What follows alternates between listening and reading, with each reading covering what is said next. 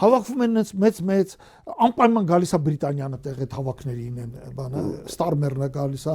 ինչ եք ուզում արա Բորիս Ջոնսոնն էլ հիմա սա ամեն օր մահանում է 1000-ից 1200 ուկրաինացի զինվոր հա այս կողմից էլ են մահանում 700-800 ինչ եք ուզում արա